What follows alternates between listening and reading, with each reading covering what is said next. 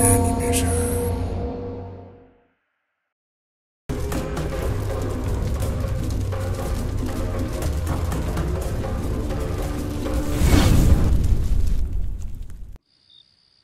রবিবারের এক সুন্দর সন্ধ্যাতে রজত ও মানুষ একসাথে মিষ্টি হাতে তারানাথের বাড়িতে উপস্থিত হলো। তারানাথের মেয়ে মনিকা হাসি মুখে দরজা খুলে দিতেই রজত আর মানুষ তারানাথের ঘরে উপস্থিত হয়। রজত প্রথমে গিয়েই তারানাথকে প্রণাম করে। দীর্ঘজীবী হও, তোমার মেয়েও সুখী হোক। মানুষ এবং বিশেষত রজত অবাক হয়ে বলে, তারানাথ, আমি বা মানুষ তো তোমাকে কিছু জানাইনি, তবে তুমি কি করে জানলে আমার মেয়ে হয়েছে? তারানাথ ছোট্ট হাসি হেসে বলে, আমি যখন প্রথমবার তোমার হাত দেখেছিলাম তখনই আমি জানতাম। রজত এরপর আর কোনো কথা বলতে পারে না। সে জানে তারানাথের পক্ষে এটা বলতে পারা কোনো ব্যাপার নয়।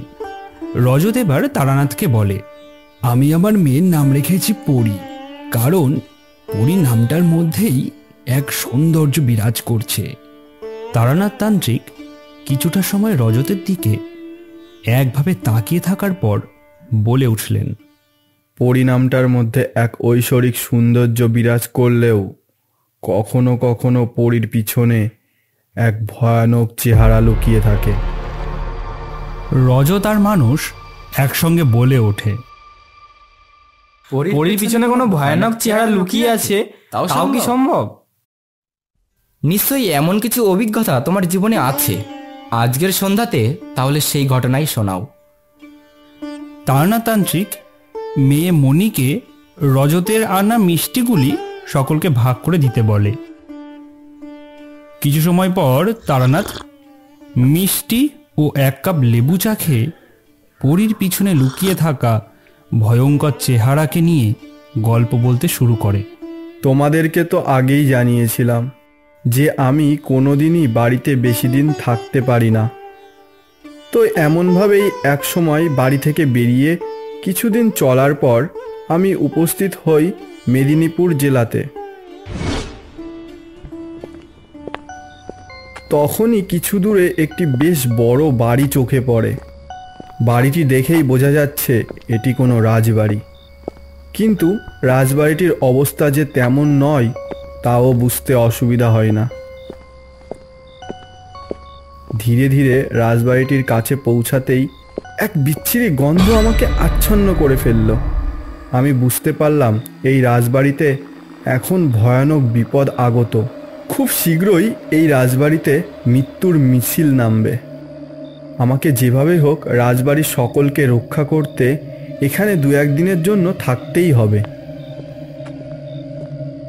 রাজবাড়িতে গিয়ে দরজা ধাক্কা দিতেই একটি মাঝারি বয়সের মানুষ দরজা খুলে জিজ্ঞাস্য চোখে আমার দিকে তাকিয়ে রইল। নিজের পরিচয় দিয়ে রাতে থাকার জন্য জায়গা পাওয়া যাবে কিনা জানতে চাইলাম। লোকটি আপ্যায়ন করে বারান্দায় বসতে বলে জানালো, কর্তামশাইকে আপনার কথা একবার গিয়ে বলি। আমাদের কর্তামশাই খুব ভালো মানুষ, উনি নিশ্চয়ই আপনাকে থাকতেই বলবেন।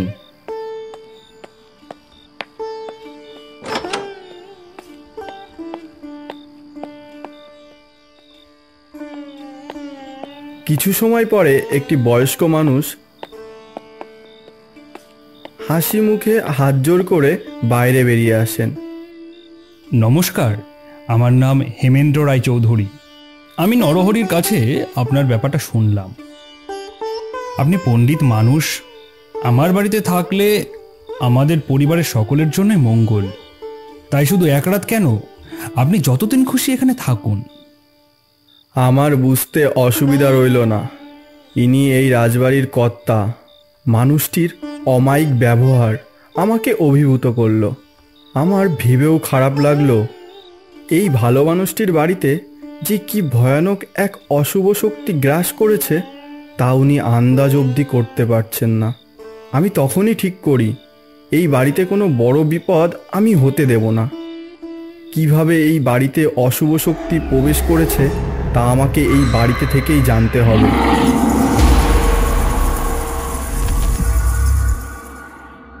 বারান্দা থেকে বাড়িতে প্রবেশ করতেই আমার বুঝতে অসুবিধা রইল না।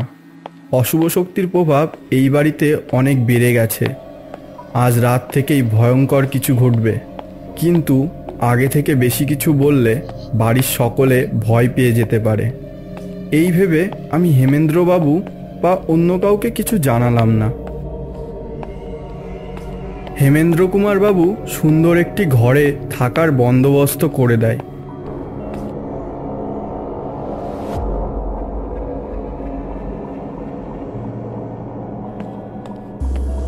রাতে খাওয়া দাওয়া সেরে সেই ঘরে পায়চারি করছিলাম। সেদিন ঘুমানোর চেষ্টাও করিনি, কারণ আমি জানতাম আজ রাত থেকেই এই বাড়িতে অশুভ শক্তির খেলা শুরু হবে। হঠাৎ বাড়ির অন্দর থেকে চিৎকার শুরু হলো। দরজা খুলে বাইরে বেরোচ্ছি, এমন সময় দেখি হেমেন্দ্র কুমার বাবু হন হন করে আমার ঘরের দিকে আসছে। আমি বুঝলাম বিপদ শুরু হয়ে গেছে। জিজ্ঞেস করি, কি হয়েছে হেমেন্দ্রবাবু? আপনাকে এতটা বিচলিত লাগছে কেন? হেমেন্দ্রবাবু ভেজা চোখে বললেন, পণ্ডিত মশাই, আমার ছোট নাতনির সাথে যে কি হলো। আমি হেমেন্দ্রবাবুকে শান্ত হতেই বলি, কি হয়েছে আপনার নাতনির? বিষয়টা একটু খুলে বলুন তো। হেমেন্দ্রবাবু শান্ত হয়ে বলেন, মিঠাই আমার একমাত্র ছেলে তাপসের মেয়ে। আজ সন্ধ্যা অবধি সব কিছু ঠিকঠাক ছিল। আজকে কিছু সময় আগে আমার বৌমা হঠাৎ দেখে মিঠাই খাটে নেই। কিছু সময় নাম ধরে ডাকার পরও আওয়াজ না দেওয়াতে খাট থেকে নেমে খুঁজতে গিয়ে এক ভয়ানক দৃশ্য দেখে বৌমা চিৎকার করে ওঠে। সে দেখে মিঠাই রান্নাঘরে বসে কাঁচা মাংস ছিঁড়ে ছিঁড়ে খাচ্ছে। বাড়ির সকলে একসাথে রান্নাঘরে একই ছবি দেখে আটকে উঠি। শুধু তাই নয়, মিঠাই যেন মিঠাই নেই, এক বিকট গলাতে কেবল বলছে, কেউ আছে না, সকলেই মরবে, সকলেই এবারে কেউ আছে না, সকলেই মরবে, সকলেই।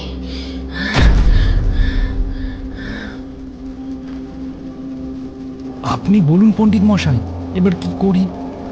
কি থেকে যে কি হয়ে গেল কিছুই বুঝতে পারছি না। আমি সব ঘটনা শুনে হেমেন্দ্রবাবুর সাথে তখনই রান্নাঘরে যাই।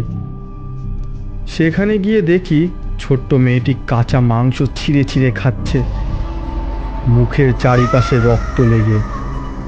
মাঝে মাঝে বিকট হাসছে, আবার কখনো নিজের চুল টেনে টেনে ছিঁড়ছে। বাড়ির সকল মহিলারা এই দেখে ভয়ে কাঁপছে। মিঠাইয়ের মাও কথা বলার ভাষা হারিয়ে ফেলেছে, কেবলই কাঁদছে। আমি সব কিছু দেখে হেমেন্দ্রবাবুকে অন্য ঘরে ডেকে নিয়ে বলি, আপনার বাড়িতে থাকার আমার মূল কারণ হলো, আমি বাড়িতে ঢোকার সাথেই বুঝতে পেরেছিলাম এই বাড়িতে এক ডাকিনীর ছায়া পড়েছে। কোনোভাবে সে এই বাড়িতে ঢুকে পড়েছে। ছোট শিশুকে সবার প্রথমে নিজের বশে করে ফেলেছে।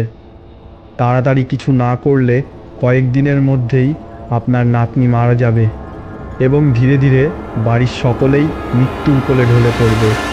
সব কিছু শুনে হেমেন্দ্রবাবু আমার কাছে হাত জোর করে কাঁদতে কাঁদতে বলেন, পণ্ডিত মশাই, আপনি যা করার করুন। দয়া করে আমাদের সকলকে এই বিপদের থেকে বাঁচান। আমি ওনার কাঁধে হাত রেখে বলি, আমার যতটা সম্ভব আমি সবাইকে রক্ষা করার চেষ্টা করব। শুরুতেই আমি পুরো বাড়িটা একবার ঘুরে দেখতে চাই। আমি জানি এই বাড়িতেই কোথাও ডাকিনী রয়েছে। হেমেন্দ্র কুমার বাবু আমাকে রাজবাড়ির সবকটি ঘর একে একে ঘুরিয়ে দেখাতে শুরু করে। একটি ঘরে পৌঁছাতেই সেই তীব্র পচা গন্ধটা আমার নাকে এসে ঝাপটা মারে। আমি নিশ্চিত হয়ে যাই এই ঘরেই ডাকিনী রয়েছে। এই গন্ধ যে কেবলমাত্র আমিই পাচ্ছি তা বুঝতে আমার অসুবিধাই থাকে না। ঘরের একটি দিকে চোখ পড়তেই আমি আঁতকে উঠে বলি, এই মূর্তিটা এই ঘরে কিভাবে এলো? এটা কার ঘর? হেমেন্দ্রবাবু হকচকিয়ে উঠে বললেন, এটা এটা তো আমার একমাত্র পুত্র তাপসের ঘর। এই ঘরে তাপস, আমার একমাত্র পুত্রবধূ আর আমার নাতনি থাকে। তাপস বিভিন্ন অ্যান্টিক জিনিস পছন্দ করে। দুদিন আগেই এই মূর্তিটি ও কলকাতা থেকে নিয়ে এসেছে। ও বলেছিল এটা নাকি একটা পরীর মূর্তি। দেখুন না, ওর ঘরে আরও কত মূর্তি, বিভিন্ন অ্যান্টিক জিনিস রয়েছে। আমি বেশ জোর গলাতেই বলি, এটা পরীর মূর্তি হলেও এটি আসলে একটি ডাকিনীর মূর্তি।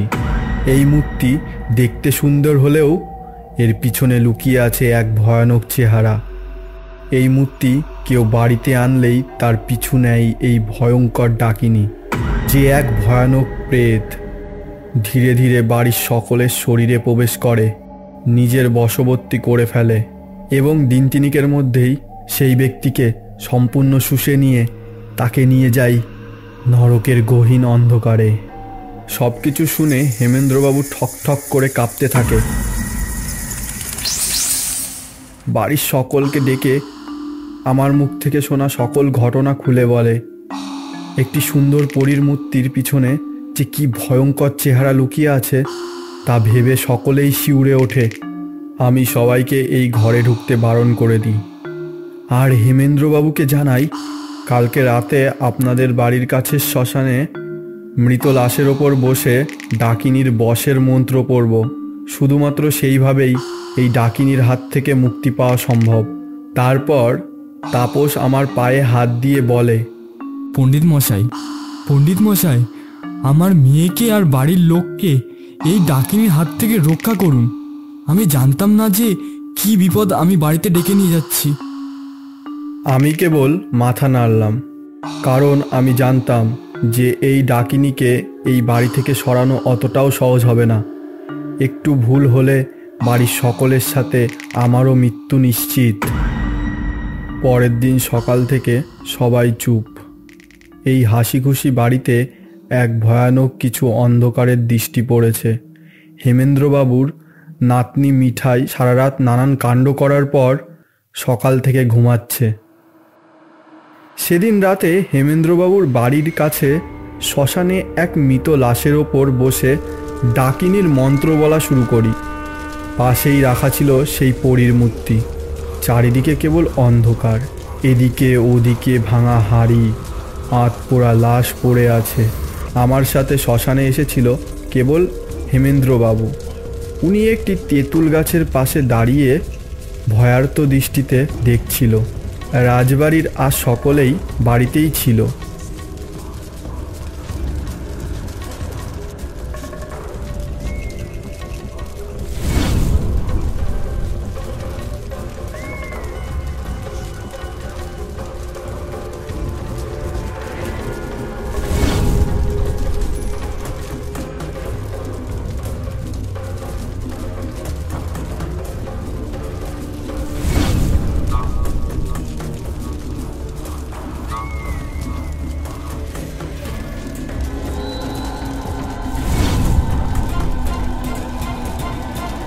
কিছু সময় মন্ত্র পড়ার পরেই পরীর মূর্তিটি ধীরে ধীরে নড়ে ওঠে, আর কয়েক মুহূর্তে সেই সুন্দর পরীর মূর্তির ভিতর থেকে বেরিয়ে আসে এক ভয়ঙ্কর চেহারা।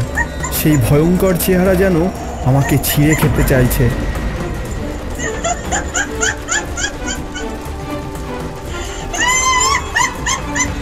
বারবার আমার কাছে আসতে চাইছে, কিন্তু আমার মন্ত্রশক্তিতে কাছে আসতে পারছে না।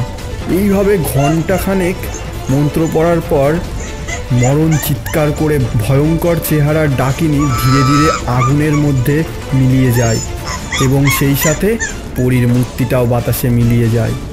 আমি বুঝতে পারি সব সমস্যার সমাধান হয়ে গেছে। হেমেন্দ্রবাবু আমার হাত দুটি নিজের হাতে রেখে বলেন, এই সুন্দর পরীর মূর্তির পেছনে যে কি বিভৎস চেহারা লুকিয়েছিল তা তো নিজের চোখে না দেখলে বিশ্বাসই করতে পারতাম না। আমি আর হেমেন্দ্রবাবু তারপর রাজবাড়িতে ফিরে আসি। রাজবাড়ির ভিতরে প্রবেশ করতেই সেই বিকট পচা গন্ধটি আর নাকে আসে না। আমি বুঝি এখন সব কিছু ঠিক হয়ে গেছে। রাজবাড়ির অন্দরে গিয়ে আরেকটি খুশির খবর পাই। হেমেন্দ্রবাবুর নাতনি মিঠাই একদম সুস্থ। এরপর বেশ আনন্দের সঙ্গে হেমেন্দ্র কুমার বাবু ও তার পরিবারের সাথে রাজবাড়িতে কটা দিন কাটিয়েছিলাম। সব ঘটনা শুনে রজত ও মনতোষ কেবল ভাবে একটা পরীর মূর্তি কতটা ভয়ঙ্কর হতে পারে। এরকম আরও ভিডিও দেখতে আমাদের চ্যানেলটিকে সাবস্ক্রাইব করে নোটিফিকেশন বেলটি প্রেস করে দিন, যাতে নতুন ভিডিও এলে আপনি আগে দেখতে পান। ধন্যবাদ।